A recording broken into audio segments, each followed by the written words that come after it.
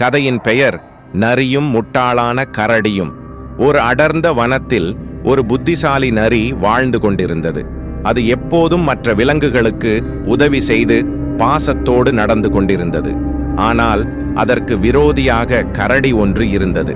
அந்த கரடி மிகவும் வெறுக்கத்தக்கது, மேலும் யாரையும் மதிக்காதது.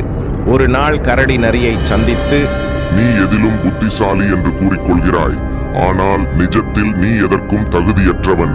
நான் மிக வலிமையானவன், நீ என்னை சமாளிக்க முடியாது என்றது. நரி அமைதியாக சிரித்தது. வலிமை மட்டும்தான் எல்லாவற்றுக்கும் தீர்வாக இருக்க முடியாது, அது கரடி சகோ என்று கூறியது. கரடி கேட்டது, சரி, நான் சவால் விடுகிறேன். இந்த மரக்கிளையில் உள்ள தேனீக்களின் கூடு என் வீட்டு உணவாக வேண்டும். அது உன்னால் எடுத்து வர முடியுமா என்றது. நரி சவாலை ஏற்றுக்கொண்டது. அது கூர்ந்து பார்த்து தேனீக்களின் இயல்பை புரிந்து கொண்டு ஒரு திட்டம் உருவாக்கியது.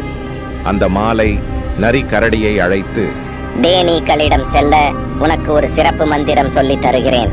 அதை சொன்னால் தேனீக்கள் உன்னை தீண்டாது என்றது. கரடி நரியின் வார்த்தையை நம்பி மந்திரத்தை சொல்லியபடி பம் பம் பும் என முழங்கியபடி தேனீக்களுக்குள் நுழைந்தது. ஆனால் மந்திரம் வேலை செய்யவில்லை. தேனீக்கள் கரடியை கொட்டி கரடியை விரட்டின. கரடி மொத்தமாக வெறுப்புடன் திரும்பி வந்து, இது ஏன் நடந்தது? உன் மந்திரம் வேலை செய்யவில்லை என்றது. நரி சிரித்து, தீர்மானமின்றி மூட நம்பிக்கைகளை நம்பியதற்கு தண்டனை அது என்று கூறியது. அன்றிலிருந்து கரடி நரியின் அறிவுக்கும் புத்திசாலித்தனத்துக்கும் பயந்து கொண்டு நடக்க ஆரம்பித்தது. கதை முடிவு. அறிவும் சிந்தனையும் உடலின் வலிமையை விட மேன்மையானது என்பதை நரியின் துணிவும் புத்தியால் நிரூபிக்கப்பட்டது. ஹாய் நண்பர்களே, நான் தான் உங்கள் முயிஸ். உங்களுக்கு பிடித்த மந்திர தந்திர கதைகள் நாள்தோறும் வழங்க நான் தயாராக இருக்கிறேன். பார்த்து மகிழுங்கள். எனது அனைத்து வீடியோக்களையும் காண எங்களது P95 டிவியை மறக்காமல் சப்ஸ்கிரைப் செய்யுங்கள்.